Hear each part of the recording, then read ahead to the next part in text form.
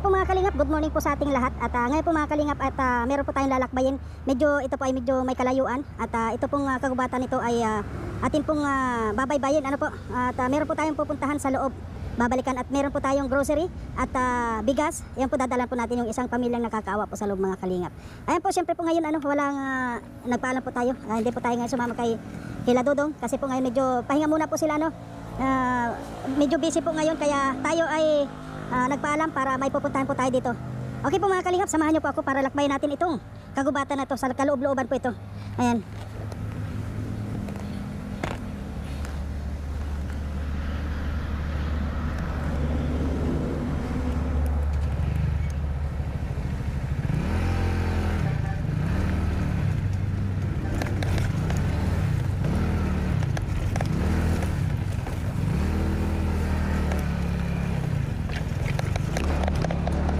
Grabe po ang daan dito mga kalingap. Pero buti po ngayon medyo mainit, hindi madulas. Delikado po dito kapag madulas.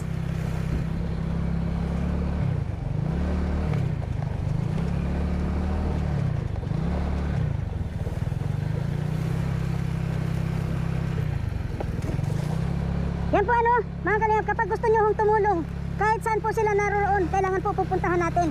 Kasi yun nga, gusto natin makatulong. Kaya mga kalingap, samahan nyo po ako.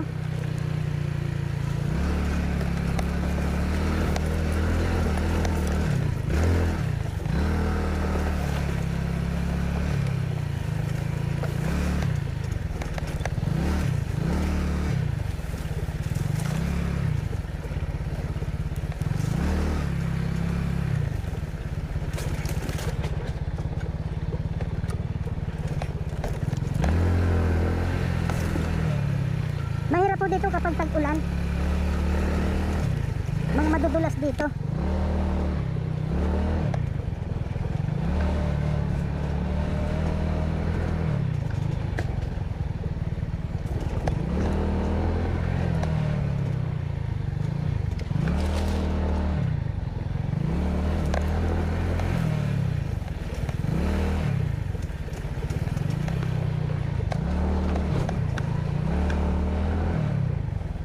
Sana po wala namang masamang loob dito. Dahil tayo ay tumutulong po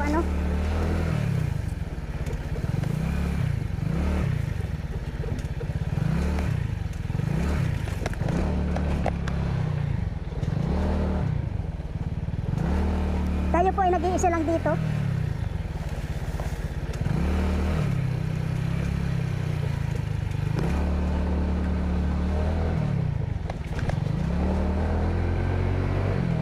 Mahirap po kasi pag maglalakad lang dito, malayo.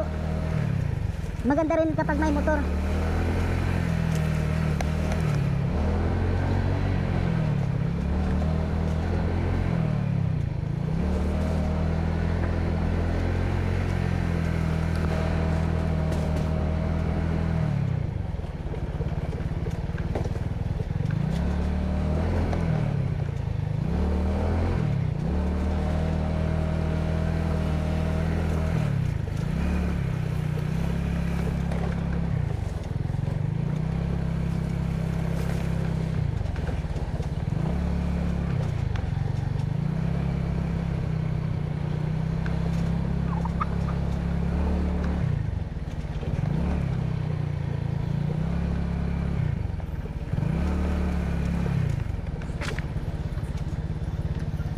Shoutout po sa mga nanonood kay Kuya Mario. Supportahan po natin ang kanyang YouTube channel.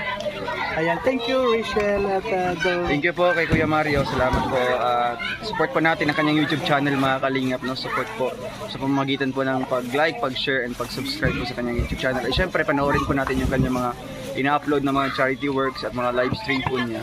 Thank you po and God bless us. Ayan, thank you Mario's Vlog. Thank you very much. Mga kalingap, mga kapobre, at supportahan natin.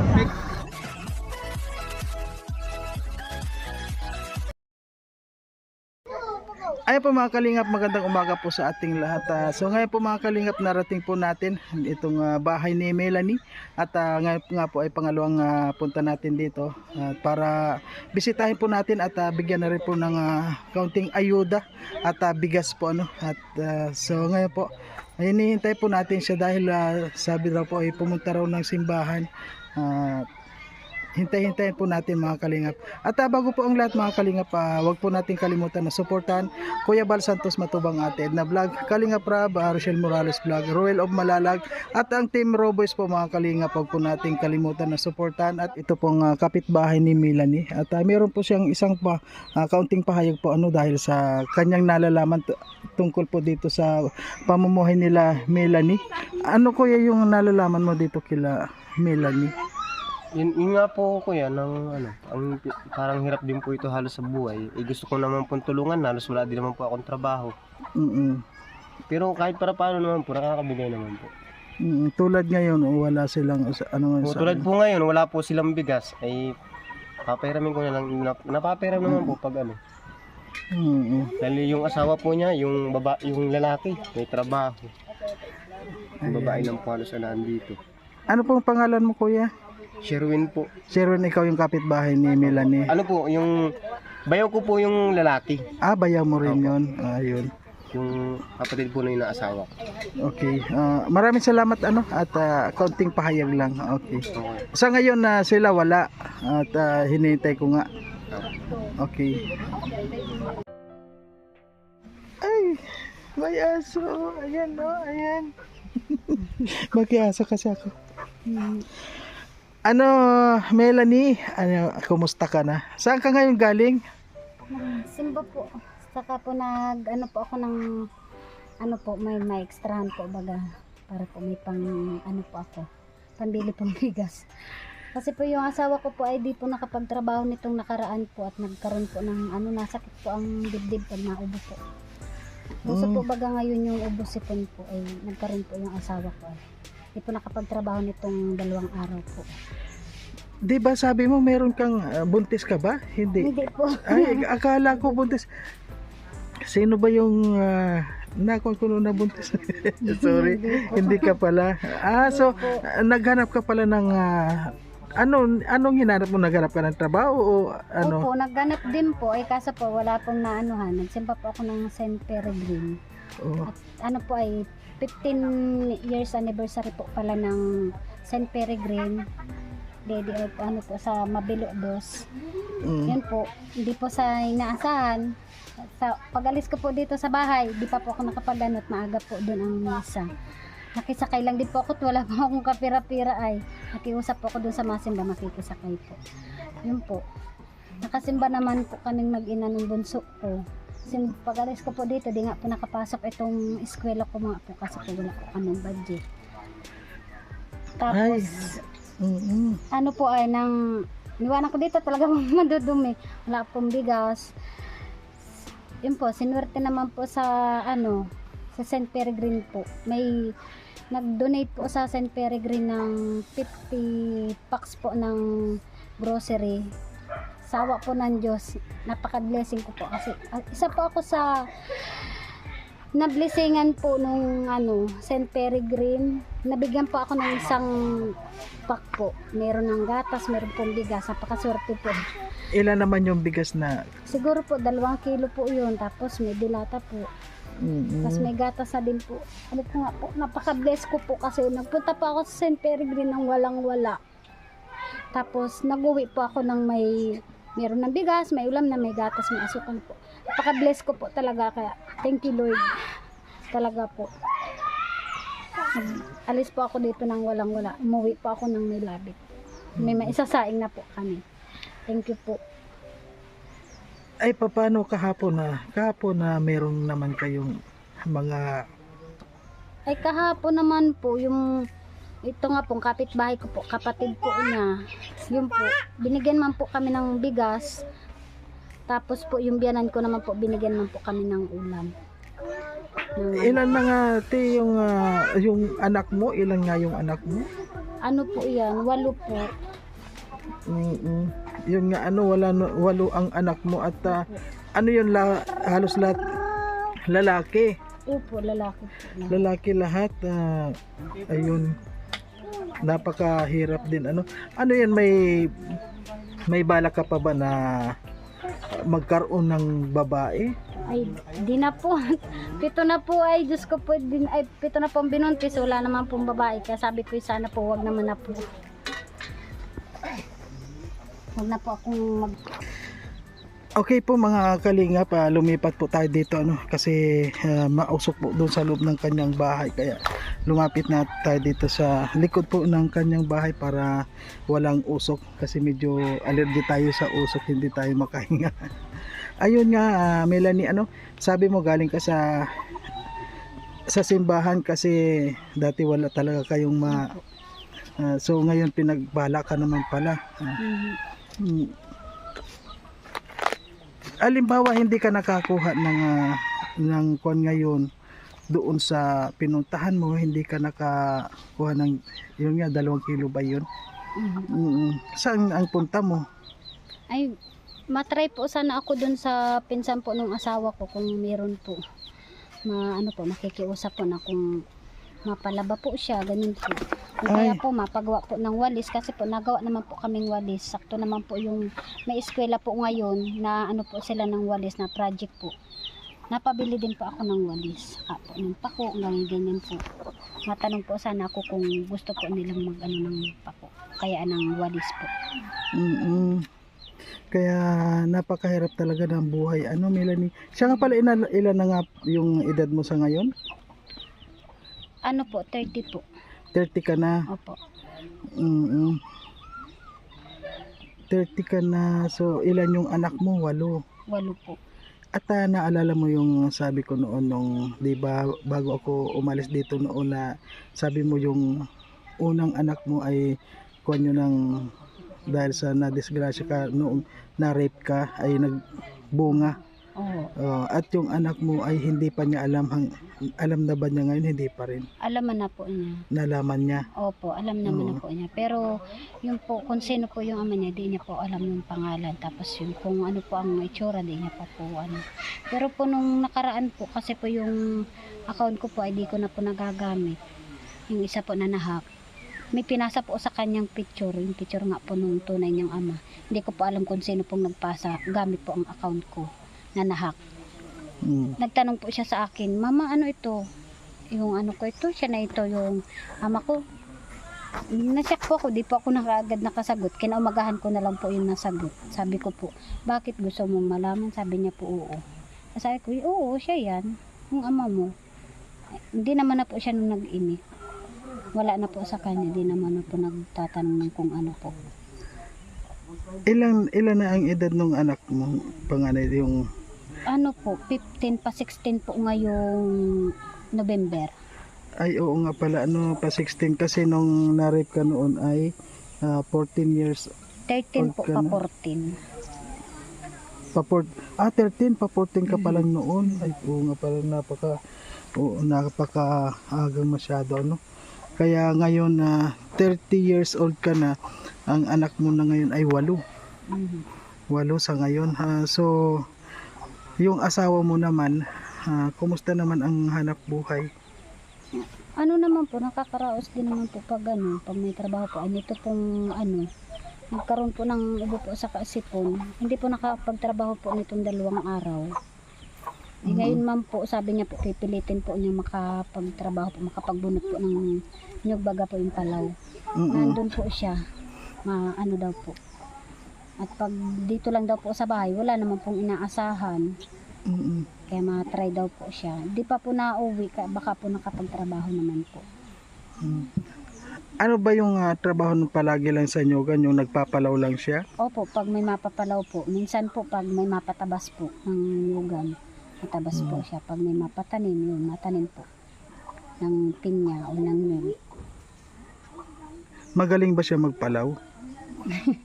Nabunot po. Siguro nga magaling siya dahil kung kailangan kasi mabilis yung pagpalaw ano dahil Ano po, sa 1,000 po kasi 500 po. Minsan po 450, mga ganun po. Depende po sa napabunot po kung ano. Papalaw. So ngayon na wala kang, sabi mo nga, kung hindi ka na nagkaroon ng blessing doon sa simbahan, wala ka na nung pagkain. Mabuti na lang at meron akong bigas at grocery kasi naalala kitang balikan dito. Ayan. Ano nga masasabi mo doon sa nagpadala ng bigas at saka grocery from Japan? Ay, thank you po. Maraming salamat po. Malaking tulong na po yun sa amin. Hindi na po ako hindi na po ako mahanap ng pambili. Thank you po. Makakapasok na po yung anak ko bukas. May pangkain na po. May pambaon na din po. Ay, ibig mo sabihin na wala siyang, ano ba siya, namamasahe ba siya? O, Opo, namamasahe po kasi po Bautista po. ay, Bautista. Napasok. Oo nga, Tapos ano. po sa tanghali po, ang gawa ko po, kasi po may kinder din ako. Hinahatidan ko na lang po ng pagkain na luto. Minsan po gulay po na luto naman po ako. Yun po ang inaano po namin. Saka po doon na sa school nakain. Tapos pag uwi po ng hapon, magkasama na po kami. Pag wala pong pamasahe, nalakad na lang po kami. Papasok po dito. Ilan ba ngayon yung anak mo na nag-aaral? Ay lahat naman po. Lahat? Opo, Saan? pero lang po yung bunso ko po. Ano yung mga nag-aaral? Pakikuhan nga, ano mga Yung grade? panganay ko po sa ALS po nag-aaral. Nagmo-module po siya ngayon. Tapos po Martes o Biyernes po. Dadalhin niya po sa Barangay Bautista po yung module niya. Tapos po yung pangalawa ko po sa North Hills naman po. Sa North Hills po kasi pag 50 lang po yung baon niya, naando na po yung pamasahin niya. Tapos po yung tuition naman po niya pag na-exam po, minsan po napayag naman po ng 300, 200 po yung pambigay, pero nakaka-exam naman po yung anak ko. Tapos po itong grade 2 po, tapos sa grade 4, grade 5 sa Bautista man na po. Saka itong kinder. Yung kambal ko po na kinder na po ngayon. Sa lahat po ng sponsor po ng Kalingap. Thank you po sa ibinigay ninyo. Thank you din po sa ibibigay pa ninyo. Sana po matulungan niyo pa po ako. At napakalaking tulong po ito sa amin. Wala po kasi masyadong trabaho po yung asawa ko. At gusto ko po makapagtapos po yung mga anak ko. Sana masuportahan niyo po ako ng tulong. Tatanawin ko pong malaking utang na loob po ito pag nakapagtapos po yung mga anak ko. Ang harap ko po kasi makapagtapos po sila na hindi sila makatulad sa akin na grade 3 lang po yung natapos ko. Wala po akong pag napagawa po ng assignment sila, hindi ko po masagot. Kasi nga po, kapos nga po sa pinag-aralan. Ang hangad ko po, makapag-aral po yung anak ko. Makatapos po sila para po hindi sila makagaya sa aming mag-asawa na hindi po nakapagtapos, hindi po sila maturuan ng assignment na punta pa po sa tita, kaya sa mga pinsan po na marunong. Sana lang po, matulungan po ninyo na makapagtapos po.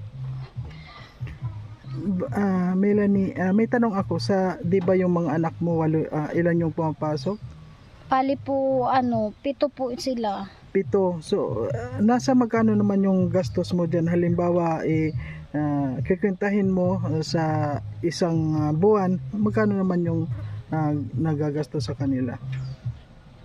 Sa isang buwan po, hindi ko po masyadong basta po sa isang araw po, kataasan po namin yan. Na 300 po sa isang araw. Tipid na po yun. Minsan po 400 pag nabili po ng ulam. Bawa po ng isda. Pag wala naman po, nakakatipid naman po pag makuha lang po ako ng pako. Yun po. Ay, saan nyo yung kinukuha sa araw-araw dahil sabi mo 300?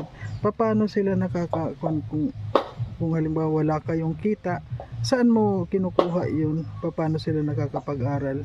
Na po kami, napako po. Yan po, pag nagpako po sa labasan po, meron naman po nagtitinda doon. Dinadala po namin. Minsan naman po yung mga anak ko, napako po talaga sila. Minsan po na hanap po ng mga bao, inuuling po nila, pinapabili po. Kaya naawa naman po ako sa anak ko pag po, talagang dumidiskarte din po sila para makatulong po sa amin, para po may panggasto sila sa pag-aaral din po.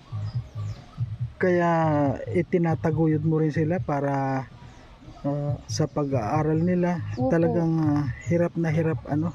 Opo. Minsan po yung asawa ko naman po, ang ginagawa po, nakuha po siya ng pantiyanggi. Yung halimbawa, may puso po ng saging, yun po, hinihingi po sa may-ari, yung saba.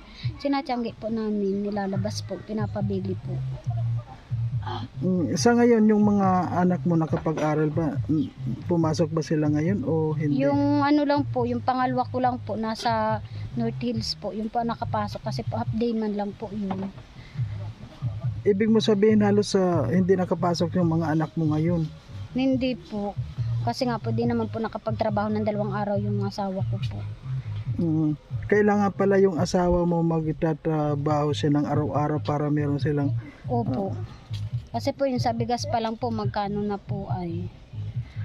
Kaya kailangan po araw-araw po. Pag wala po, di 1 araw o 2 araw na po ang ano po nun sa amin. Kasi ang hirap nga pala 8 yung anak mo. Tapos ang layo pa ng nilalakad nyo ay tinan mo na lang dito nga ako dito ko sa gubat nagmotor ako papasok dito ay medyo malayo din. At meron palang shortcut dito yung dinaanan mo. Opo, sa ano po, sa Iberica po, ano ka po dito sa may ilog, tatawid ka po. At tatawag ka ng ilog sa Opo. Iberica. Iberica po, barangay Iberica, sa may Iberica. unahan po ng school. Meron po doon, papasok po doon po yun. Malayo din naman po, pero hindi po masyadong gubat po. Saka pag maulan po, doon po talaga kami na daan. Yung mga bata din po, doon din po na daan para po yung makikisakay po, doon po na tigil po sa kabilang ilog. Nakabila na lang po ng ilog. O sige ite, ibibigay ko muna sa iyo, may bigas akong dala dito para may pansaing kayo sandali. Ayan po mga kalingap, bigay na muna po natin yung may bigas po tayong dala para meron po silang maisaing mga kalingap. At ngayon nga po mayroon po tayong dala na kaunti lang po yung bigas natin. Yun nga po, mahirap dito magmotor, wala po tayong dadalhan ng meron po tayong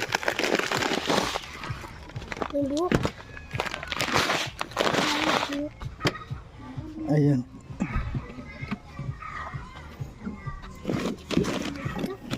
At may grocery po tayo dito mga kalingap. May gatas at may ang hirap. May mga kape po tayo dito, may dilata. Tutoy, ikon mo nga doon, ibigay mo na doon. Ito mo tutoy, ibigay mo doon.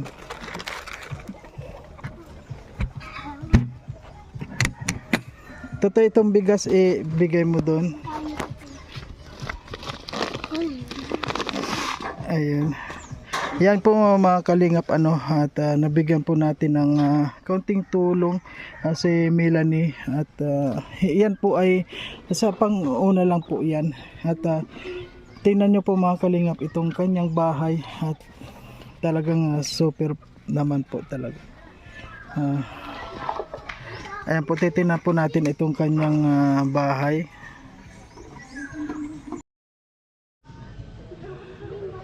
Ayan po mga kalingap, ito po ang bahay ni Melanie at kung makita nyo po ay meron po siyang katabi at ito po yung kanyang bahay. Talaga pong nakakaawa po silang yung mga kapitbahay niya po medyo meron kasi halos wala silang anak, pero dito po kasi kay Melanie halos kuwan po sila, marami kasi. Ayan po yung anak.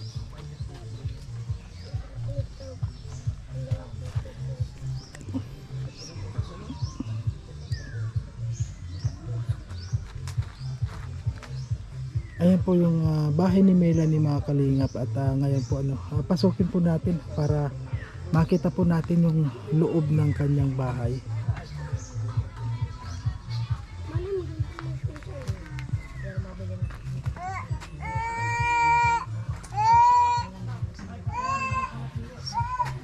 At yan po yung ating pasalubong sa kanya. Ayun. Totoy, anong niluluto mo? Nagsasaing pa lang po. Ano, nakasain ka? Nagsasaing po. Nakaluto na po ng ulam. Ay, saan galing yung ulam mo? Doon po sa tituhin ko kanina po. Binigyan kayo. Opo. Ayun. Marunong ka na magluto. Marunong po. Ay, ang galing. Ilan edad mo na, Totoy? 11 po. Ay, 11 ka na. Pero ikaw na yung inaasahan na magluto dito. Ako rin po, saka po yung mga kapatid ko. Ay, Yung panganay ko rin po. alam na nila magluto. Ay, ang galing.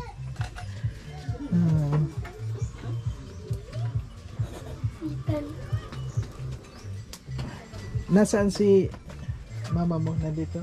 Ano ba ito?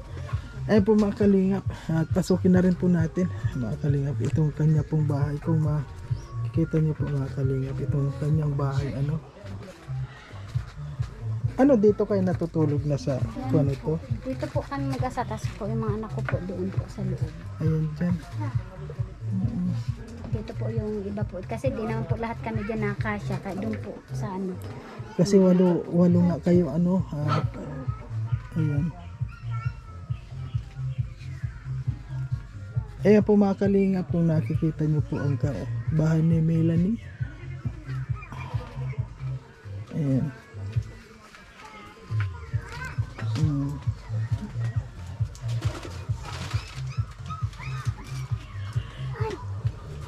Ito bang bahay na ito, sa inyo ba ito?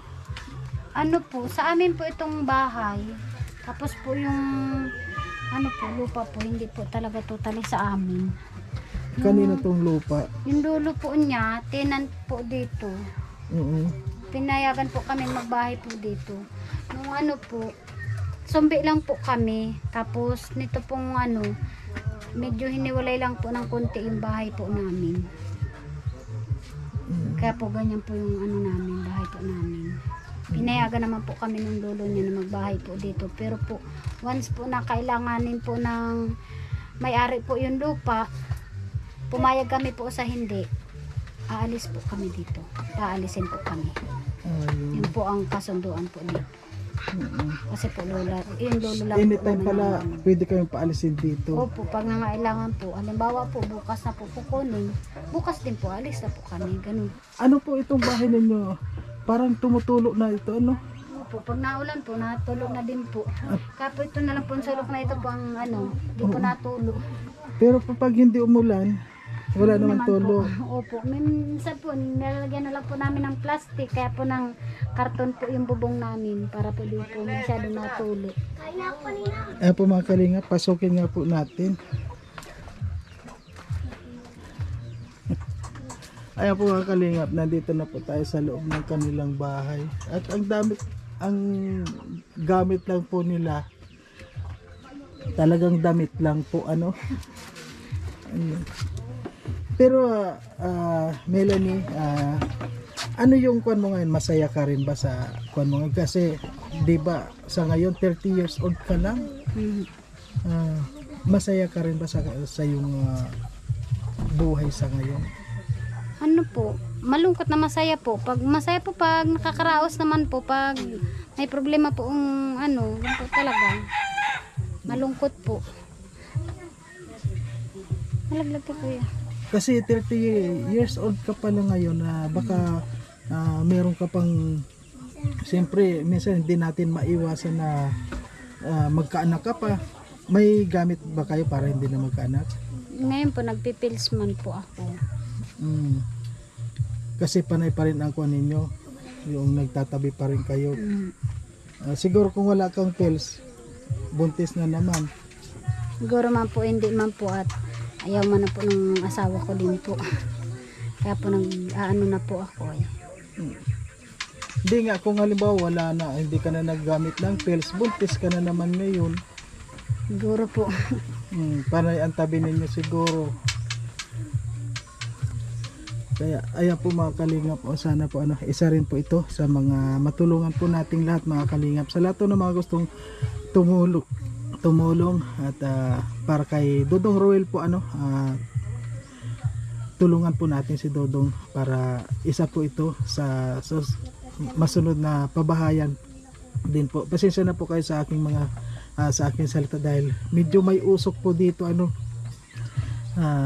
kasi nagluluto na po sila ngayon meron na kayong pananghalian ngayon. Meron po.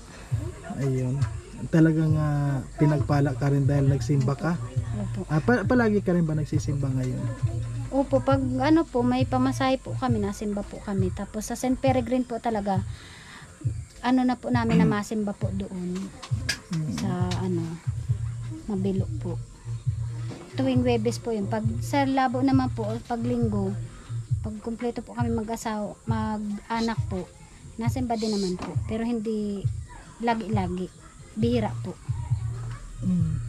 Yung asawa mo, ilan na ang edad niya? 34 po ngayon September. 34 halos bata pa pala kayo Kaya tinan mo yung anak mong panganay na kala mo mo lang yung sunod lang sa iyo. Kaya napaka ayan. Sige, anong masasabi mo sa lahat ng mga nanonood sa atin, sa lahat ng mga gustong tumulong? Ano masasabi mo sa kanila? Salamat po sa tumutulong po at saka tutulong pa po. Sana po talaga yung hinihiling ko po ay maibigay po ninyo. Malaking tulong po ito sa amin. Tatanawin ko pong utang na loob po ito. Sana po masuportahan nyo po kami. Ayan, marami pong salamat mga kalingap. Ito naman po ang oras natin na sana po tumulong po tayo, lalong-lalo na po itong si pamilya po ni Melanie dahil yun nga po, hindi naman po natin inaasahan nga, nasabi niya nagkaroon po siya ng problema or nagkaroon ng nga yun sa unang karanasan mo Na disgrasya po. ayun nga po nadisgrasya po siya kaya ayun sinunod-sunudan niya na ng anak. Ayan po mga kalingap, hanggang dito na lamang po at maraming po salamat mga kalingap. Sana sunod po ito na matulungan ni Dodong Ruel sa lahat ng mga sumusuporta po kay Dodong. Sana wag po tayong magsawa at isa po ito mga kalingap sa deserve po talagang matulungan. Ayan po. Dito po meron naman po silang kapitbahay dito. Kaya lang sila po ang natatanging nakakaawa po. Sabi niya nga itong bahay nila tumutulo lang naman po kapag umulan. Pero pag hindi naman umulan, okay lang naman. Ayan po mga kalingap, hanggang dito na lang. Maraming salamat.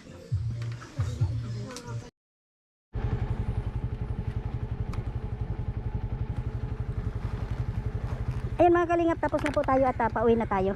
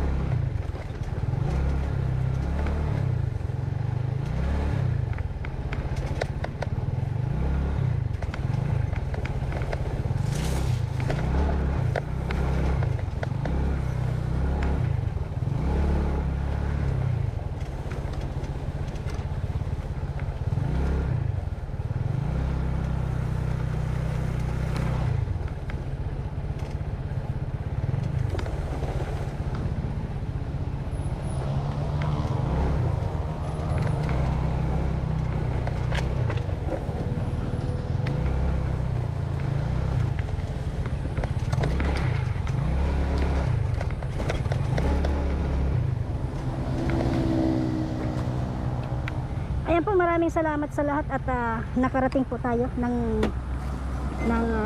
mapayapa dito sa kalsada.